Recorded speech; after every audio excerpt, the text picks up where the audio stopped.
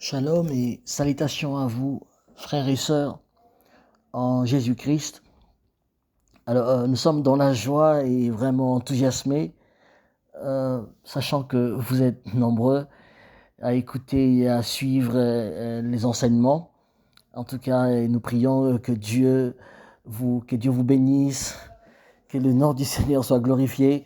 Et je voudrais introduire cet enseignement que j'ai intitulé la maturité, plutôt la maternité consacrée et sacrée.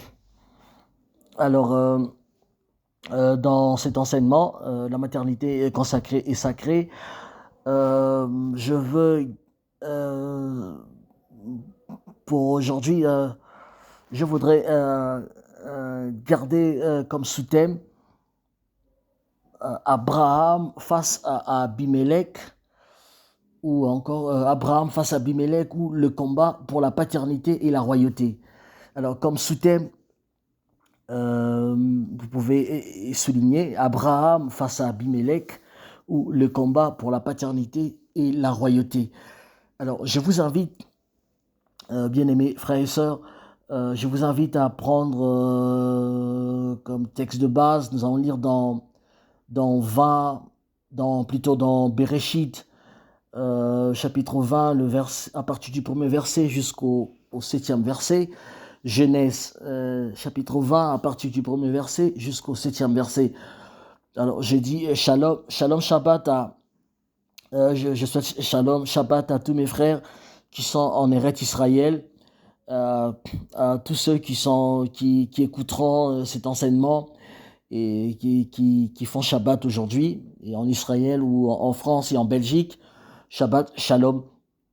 Alors, je vais lire rapidement Genèse chapitre 20, le verset, à partir du premier verset jusqu'au 7e verset. Genèse 20, à partir du premier verset jusqu'au 7e verset. J'ai lu au nom du Seigneur Jésus-Christ. Abraham partit de là pour la contrée du Midi. Il s'établit entre Kadès et Chour et fit un séjour à Guérar. Abraham disait de Sarah, sa femme, c'est ma sœur. Et Abimelech, roi de Guérar, fit enlever Sarah. Alors Dieu apparut en songe à Abimelech pendant la nuit et lui dit, voici, tu vas mourir à cause de la femme que tu as enlevée, car elle a un mari. Abimelech, qui ne s'était point approché d'elle, répondit, Seigneur, ferais-tu périr même une nation juste? Ne m'a-t-il pas dit, c'est ma sœur? Et elle-même n'a-t-elle pas dit, c'est mon frère? J'ai agi avec un cœur pur et avec de mains innocentes. Dieu lui dit en songe, je sais que tu as agi avec un cœur pur, aussi t'ai-je empêché de pécher contre moi. C'est pourquoi je n'ai pas permis que tu la touchasses. Maintenant, rends la femme de cet homme, car il est prophète. Il priera pour toi et tu vivras. Mais si tu ne la rends pas, sache que tu mourras, toi et tout ce qui t'appartient. Alors, c'est vraiment une histoire un peu drôle, bien aimé. Nous allons aller calmement dans ce récit où nous voyons Abraham qui va quitter la terre de Canaan, il va aller à Guérar. On ne sait pas pourquoi il va, pourquoi il part, pourquoi il était déjà à la terre de Canaan, pourquoi il quitte. Et aussitôt il quitte, il va à la terre de Guérar, et Abimelech qui entre sur la scène. Abimelech qui était le roi de Guérar, et Abimelech qui va enlever Sarah. Et la Bible dit enlever, d'ailleurs dans la version que j'ai lue, la version du Ségan, c'est enlever. La version du Semeur également utilise le verbe enlever, et en hébreu on parle de shalash qui signifie prendre de force, hein, et shalash signifie aussi divorcer. Et là, on va aller petit à petit, bien-aimés frères et sœurs. Alors, je voudrais d'abord dire ceci avant d'entrer en profondeur. Il faut savoir que Abimelech, parce on parle d'Abimelech, Abimelech signifie de l'hébreu traduit en français par mon père est roi. Abimelech signifie de l'hébreu en français mon père est roi. Donc, Mélec, bien aimé, il faut savoir que Mélec est un terme polysémique. Et en français, Mélec signifie royaume, régner, reine, royal, roi. Et si on écrit Mélec, et qu'on permette la voyelle pour la voyelle A, pour remplacer la voyelle A, et ça nous donne en français Malak. Et en hébreu, bien aimés frères et sœurs, il faut savoir que Malak signifie de l'hébreu en français par messager, envoyé et ange. Oui, les anges en hébreu signifient Malak. Et je vais ouvrir une parenthèse rapidement. Alors, je voudrais d'abord donner quelques notions d'exégèse avant que nous puissions entrer en profondeur. Vous avez dans la Bible vous savez que le dernier livre de ce que nous on appelle Ancien Testament ou le Tanakh en hébreu, le dernier livre s'appelle Malachi, par exemple. Malachi ou Malaki en hébreu. Alors, bien aimés frères et sœurs, il faut savoir qu'en hébreu biblique, lorsque la lettre I, qui se dit en hébreu Yod, la lettre Yod, lorsque vous avez la lettre I ou bien Yod en hébreu, la lettre I qui se place à la fin d'un nom, il faut savoir que directement, il devient le pronom personnel. Alors, nous savons il faut savoir que l'hébreu biblique s'écrit à partir de la droite jusqu'au début. L'hébreu commence à la fin jusqu'au début. C'est pas comme nous, c'est pas comme en français ou en anglais où on commence au début, on termine la phrase à la fin. L'hébreu biblique, non, l'hébreu commence de la fin la phrase commence à partir de la fin pour se terminer au début. D'ailleurs, c'est pas seulement l'hébreu, vous avez même l'arabe. Ceux qui parlent l'arabe savent, l'arabe ou l'araméen. Ça commence toujours à partir de la fin pour se terminer au début. Voyez. Alors, donc, et on sait que le livre de Malachie a été écrit. On sait que le livre de Malachie a été écrit par un prophète. Mais attention, bien aimés frères et sœurs, Malachie ou Malachie n'est pas un prénom. Donc, si vous comprenez que Malak, qui signifie messager ou ange, ok, et que, comme je viens de vous le dire, que le I, la lettre Yod en hébreu, à la fin de la lettre, s'il faut remplacer la lettre Yod par le pronom personnel mon, donc c'est ce qui nous donne en français mon messager. Donc Malaki ou Malachi signifie mon messager, mon envoyé. Malak signifie aussi envoyé, oui, mon envoyé ou bien mon ange. Vous voyez, dans le livre, Malaki signifie en français mon messager, tout simplement. Donc Abimelech, vous comprenez, Abi, mon père, Melech est roi. Abi, vous voyez le I à la fin, la lettre Yod. Abi, mon père, Melech est roi. Alors, je voudrais encore, avant de continuer, rectifier une chose, quelque chose rapidement dans Apocalypse, chapitre 1er, le verset 19. Je vous invite, laissez-moi retrouver rapidement Apocalypse, le premier chapitre, verset 19, parce que il y a souvent beaucoup de gens commettent des erreurs. Les gens disent « Ah, l'ange, l'ange ». Vous savez, on parle de anges, on parle de cet ange de l'Église, certaines personnes, et ils sont dans la confusion. Et je voudrais, par la grâce du Seigneur, essayer aujourd'hui de rectifier cette erreur rapidement. Je voudrais lire Apocalypse 1, le verset 19. Il nous est dit ceci, j'ai lu au nom du Seigneur Jésus. « Écris donc les choses que tu as vues, et celles qui sont et celles qui doivent arriver après elles, le verset 20, je vais continuer encore. Le mystère de 7 étoiles que tu as vu dans ma main droite et de 7 chandeliers d'or. Les 7 étoiles sont les anges de 7 églises. Les 7 chandeliers sont les 7 églises. Je suis en train de lire la version du second. Alors, bien-aimés frères et sœurs, il faut savoir que les anges dont on nous parle ici, les anges de cette église, ne sont pas des anges célestes.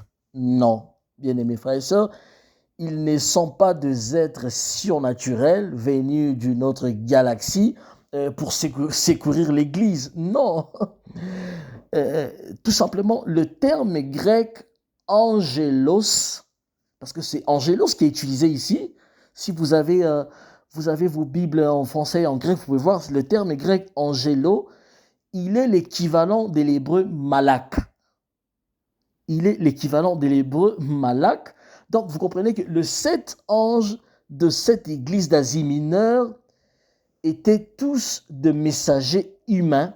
C'était de messagers humains responsables de ces églises. Ils étaient des messagers humains responsables de cette église. Vous voyez, frères et sœurs, c'était des hommes.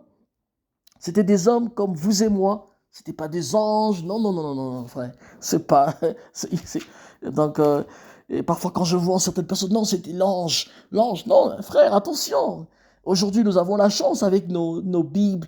Nous pouvons, même sur Internet, recourir au grec, voir de termes, voir. Parce que Dieu n'a jamais confié son Église aux anges. Non, bien-aimés frères et sœurs, moi je pense que la sainte doctrine, frères et sœurs, la sainte doctrine signifie la parole pure, sans mélange.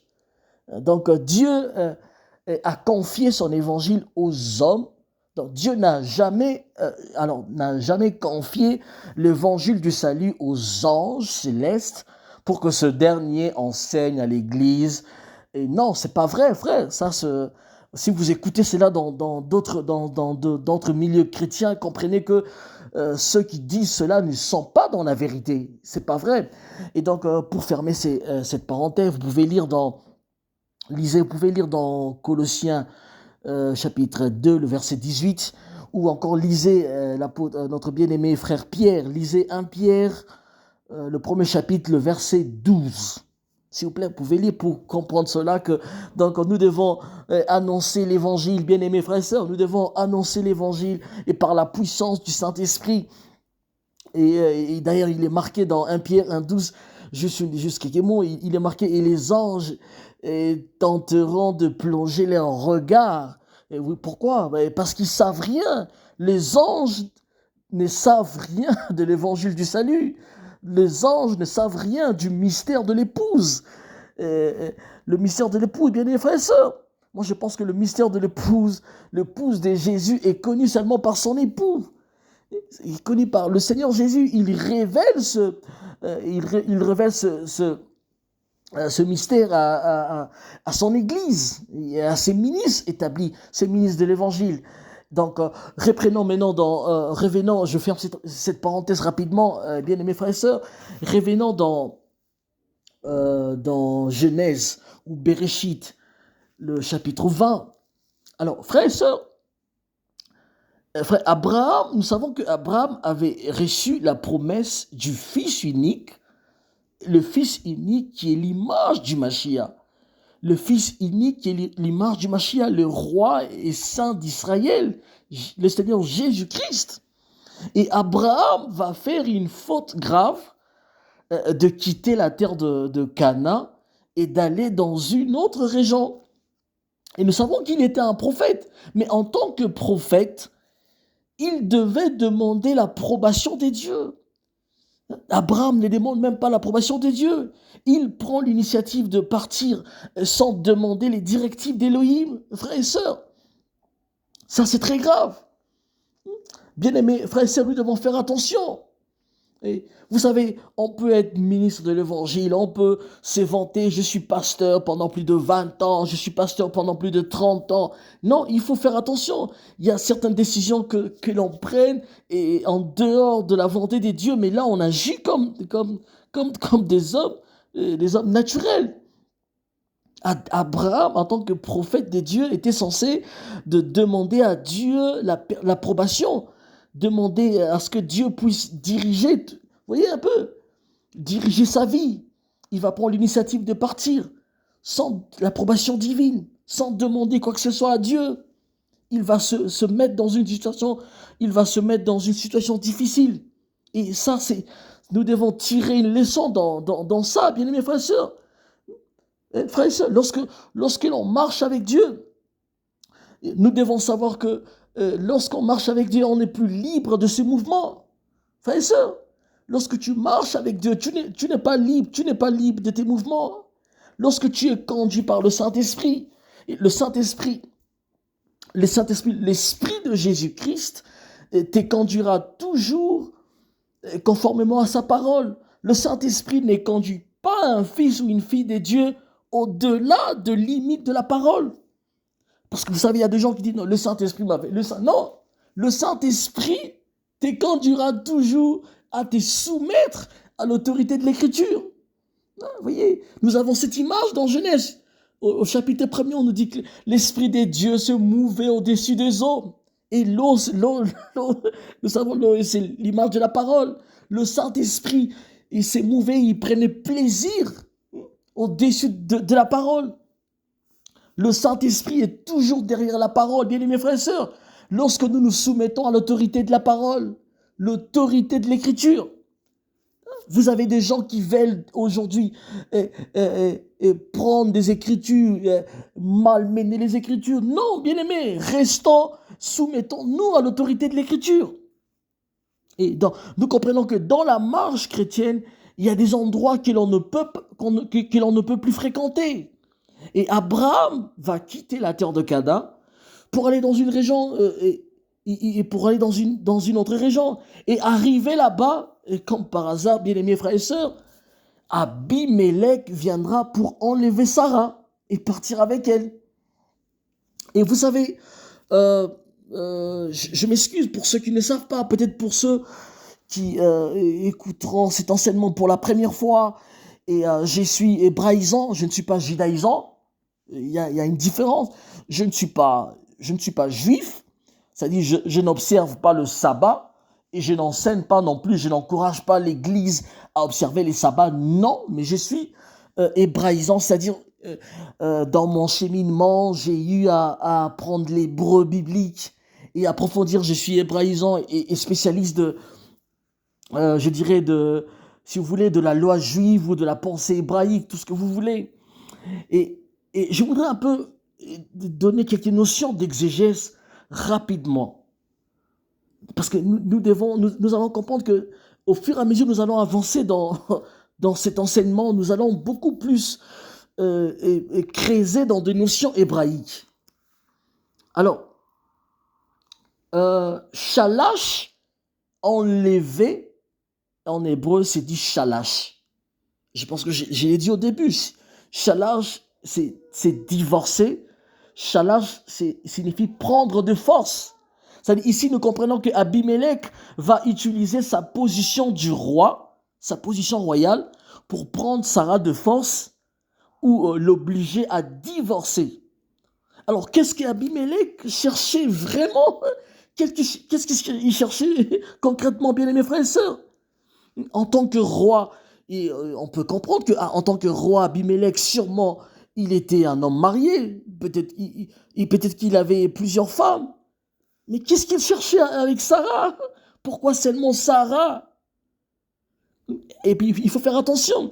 Lorsqu'on écrit en hébreu Sarah, il faut savoir que le nom de Israël, en tout cas, Israël, c'est Sarah plus elle. Regardez, écrivez Israël sur un bout de papier. Et vous allez voir, Israël, en réalité, c'est Sarah plus elle. Et nous savons que elle, c'est Elohim. Elle signifie Dieu. Il faut faire attention avec le nom de Sarah. C'est Sarah, je dirais, elle est l'image de l'épouse. Et voyez, comme avec Isha. Et ici, ça vous fait penser à Isha. Isha ou Ève, si vous voulez. Le serpent va aller tout droit. Le serpent va pas aller chez Adam. Il va aller voir Isha, il va aller voir Ève. il s'appelait Isha, mais après, bon, il est appelé Isha, et après, il sera nommé Ève. Vous comprenez? En fait, moi, je n'aime pas les... Ève n'était pas... Le nom de Ève est venu après la chute. Avant la chute, non. En hébreu biblique, vous savez, en hébreu, et puis surtout en exégèse biblique, lorsque vous voyez, il y a des mots qui changent, il faut faire attention. Parce que les noms, les mots ont de portée prophétique en hébreu, dans la pensée hébraïque. Oui, peut-être en français, lorsqu'on lit la Bible, et ça nous dit rien. Mais il faut faire attention. Shala signifie prendre de force, divorcer. Donc Abimelech va utiliser sa position du roi pour prendre Sarah. Et Abimelech, qu'est-ce que je vais dire ici? Bien-aimés frères et sœurs, et regardez dans la pensée hébraïque, les noms ont de portée prophétique. Et dans Genèse 17, Abraham reçoit la promesse. Il reçoit la promesse dans Genèse 17, la promesse qu'il aura un fils de Sarah, le fils unique, c'est-à-dire le fils qui n'a rien à voir avec Ismaël, ou Ishmaël si vous voulez. Et le fils qui n'a rien à voir avec Ismaël. On sait qu'Ismaël viendra selon la chair, dans un compromis d'ailleurs, dans un compromis. Alors que Isaac viendra selon la promesse des dieux. Bien-aimés frères et sœurs. Et juste après 3 chapitres, Genèse 17, Abraham reçoit la promesse. Juste après 3 chapitres, Abimelech vient avec sa ruse, vient avec une ruse, comme le serpent en Éden, pour prendre Sarah pour femme. Et on comprend éventuellement pour chercher à la connaître. Vous comprenez pourquoi est-ce qu'on parle sur la... Est-ce que vous avez une idée? Est-ce que vous comprenez pourquoi est-ce qu'on parle sur la maternité consacrée, sacrée? Regardez, Abraham reçoit la promesse. Et l'enfant n'est pas encore là, mais Abimelech va, comme on dit, terre à terre, il va faire le premier pas pour approcher Sarah. Pourquoi, bien-aimés frères et sœurs? Mais parce que Abimelech cherchait, lui aussi, il cherchait la paternité du Mashiach. Mais ici, nous comprenons qu'Abimelech il entre sur scène comme le serpent. Ici, Abimelech est l'archétype du serpent, le Narash en hébreu. Il entre comme le Narash, parce que qu'est-ce que le Narash cherchait? Il cherchait la paternité du Mashiach. Il ne voulait pas laisser le Messie venir de la femme. Il savait que il approchait, c'est ça que lui pensait. Il savait qu'en approchant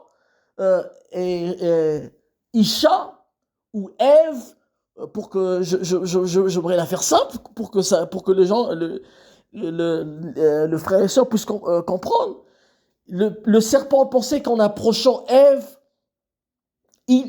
c'est lui qui aurait la paternité de Jésus, le Messie. Voyez-vous? Donc ici, nous avons un tableau. Et dans le tableau, vous comprenez que Abimelech est l'image du serpent, ou l'archétype du serpent. Il approche Sarah. Sarah est l'image ou l'archétype de Isha ou Ève. Que le Seigneur vous bénisse, bien-aimés frères et sœurs. Si jamais cet enseignement tombe chez vous, n'hésitez pas de partager cela. Nous allons aller encore. Et aujourd'hui, ce n'est que la partie introductive. Je voulais juste aujourd'hui poser certaines bases. Nous avons juste aujourd'hui posé des bases. Comprenez que Abimelech est l'image du serpent et Sarah ici est l'image de la femme de Adam si vous voulez. Et Abimelech va chercher à toucher, mais heureusement, nous savons que Elohim va intervenir et Elohim va stopper Abimelech. C'est pour cela que j'ai toujours dit, et vous savez, il y a des gens qui disent, le serpent a eu un acte d'adultère, le péché originel fut l'acte d'adultère. J'ai toujours dit à mes bien-aimés frères et sœurs, non, c'est faux. Ce qui est vrai, le serpent ou le Narash avait cette intention, il voulait l'approcher, il voulait éventuellement, en approchant Ève ou Isha, et poser sa sémence. Ça, je le sais. Je peux le voir en hébreu. Mais jamais, jamais le serpent a touché la femme. Jamais il ne l'a pas fait. Mais par contre, le Narash ou le serpent, il va voler son secret. Il va voler le secret de sa maternité. Et il le fera maintenant à partir du Genèse 6. Ça, nous allons le voir. Et avec le frère et sœur qui viendront peut-être demain à la communion, nous allons approfondir cela. Nous allons montrer comment est-ce que vous connaissez ce verset, Genèse chapitre 6. Le Fils des dieux virent que le Fils des hommes était belle. Et à partir parce que le serpent, il préparait son chemin. D'abord, en Éden, il va chez la femme, il vole le secret. Il avait cette intention, mais il ne l'a pas fait. Il vole le secret. À partir le Genèse chapitre 4, le premier meurtre. Et regardez, et qui est Nod? Attention. Et Caïn qui tue son frère. Genèse chapitre 4. Il va où? Il va au pays des Nodes. Qu'est-ce que signifie Nod en hébreu? Certaines personnes se demandent, est-ce y avait-il de gens à cette époque? Non, il n'y avait pas de personnes. Il n'y avait personne à cette époque. Caïn va au pays des Nodes. Et Nod, lorsque vous avez Nod, Nad en hébreu signifie errant. Ça vous dit quelque chose? Après avoir tué son frère, Caïn va aller au pays des Nodes. Nod, c'est Nad en hébreu. Le pays des errants. Qui est errant? Ça vous dit quelque chose, mes frères et sœurs? Regardez lorsque le Fils des dieux louait Dieu et Satan, il s'approche. Regardez le livre des Job. Et Dieu lui demande, d'où viens-tu? Il dit, maintenant je viens de me promener sur la terre. Les errants, qui est errant? Mais c'est le Narash, c'est le Satan. Regardez, voyez, Caïn, après avoir tué son frère, il va au pays des Nodes. Et Nodes, c'est errant. Qui était-il? Y avait-il des êtres? Non, mais c'est le pays de Satan. Qu'est-ce que vous croyez, bien mes frères et sœurs? Mais il n'était pas si loin. Parce que la Bible nous dit qu'il est sorti du tzadé, du champ. Il était l'animal le plus risé du champ. Le champ était juste à côté de l'Éden. Le champ n'était pas en Éden. C'est-à-dire, il y avait un domaine, l'Éden était un domaine et l'autre était le champ. Et le Narash, il était le plus risé. C'est lui qui dirigeait le tzadé, si on peut le dire. Et le champ en hébreu se dit tzadé. Vous voyez. Et Caïn, il tue son frère, il va où? Au pays des Nodes, au pays des errants. Pourquoi errants? Pourquoi c'est là-bas? Parce qu'il y avait des gens. Il va en dehors de la présence de Dieu. Oui. Parce que c'était les domaines de force du mal, les domaines de Satan. Donc nous allons aller plus loin. J'ai toujours dit à mes bien-aimés, non, le serpent n'a jamais touché la femme. Le serpent n'a jamais eu un acte intime ou un acte sexuel avec Isha. Non. Mais il a volé le secret. Il est parti avec. Il passera à l'acte à partir du chapitre 6. C'est à partir de Genèse 6 que le serpent maintenant va passer à l'acte. Et là, on va essayer on en parlera demain avec beaucoup de références bibliques à l'appui pour montrer cela. Bien aimés frères et sœurs, ça a été un réel plaisir pour moi de faire cet enseignement. Alors, si jamais vous pouvez, s'il vous plaît, abonnez-vous et soutenez-nous aussi, priez pour nous. Et si vous avez des commentaires, n'hésitez pas de nous laisser vos commentaires. Si vous voulez, vous avez des conseils, ou si vous voulez, vous avez peut-être besoin des entretiens, je ne sais pas, nous sommes toujours disponibles. Vous pouvez me laisser un message et je ferai de mon mieux pour peut-être vous contacter. Alors, donc que le Seigneur vous bénisse, que Dieu bénisse son Église, que Dieu vous bénisse à vous, bien-aimés frères et sœurs, vous qui, à toutes les assemblées messianiques en Israël, Shabbat Shalom, vous vous en Israël ou en France, à mes bien-aimés frères et sœurs qui sont au pays et au Congo ou partout dans le monde, que le Seigneur vous bénisse. Alors nous vous donnons rendez-vous pour demain.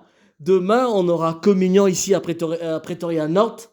Et je reviendrai peut-être après la communion pour qu'on puisse aller en profondeur pour voir pourquoi est-ce que Dieu a stoppé, pourquoi est-ce qu'Élohim a stoppé Abimelech. Oui, parce qu'on peut dire qu'Abraham avait fauté, non? Il avait menti. Abraham avait dit à sa femme, non, tu diras partout, tu diras que tu es ma sœur. Bon, quelque part, on sait que Sarah était la sœur, elle était la demi-sœur d'Abraham, mais elle était son épouse. Et est-ce que on sait qu'Abraham était un prophète? Il savait que là où il partait, sûrement il y aura un danger. Peut-être qu'en tant que prophète, il pressentait déjà que le serpent pourrait entrer en scène. Vous voyez? Et Abraham avait pris des précautions. Oui, parce que certaines personnes peuvent dire, mais Abraham avait menti, il avait menti. Non, il avait juste pris des précautions parce qu'il avait pressenti quelque chose. Malheureusement, il aurait dû, et en tant qu'homme des dieux, c'est ce que nous conseillons à l'Église, au ministre de l'Évangile, en tant qu'homme des dieux, nous devons toujours avant de prendre des initiatives, nous devons toujours demander la volonté des dieux, nous devons toujours demander l'approbation et attendre l'approbation des dieux avant d'agir, avant de faire quoi que ce soit. Et si Elohim n'avait pas intervenu, si Dieu n'avait pas intervenu, Abimelech aurait sûrement couché ou touché Sarah. Mais le Seigneur n'a pas permis. Pourquoi? Parce que c'est avec Abraham que le Mashiach devait venir. C'est avec Abraham que Jésus devait venir dans cette lignée. Dieu n'avait pas permis que cette lignée soit salie par le Narash ou par Abimelech. Qui est pour moi, c'est clair, il est l'image du serpent. Et c'est la même chose. Ça dit, là, pour moi, je vois la même scène en Éden. C'est ce qui s'est passé en Éden. Et c'est ce que Abimelech a voulu reproduire. Heureusement, Elohim a stoppé net. Que Dieu vous bénisse.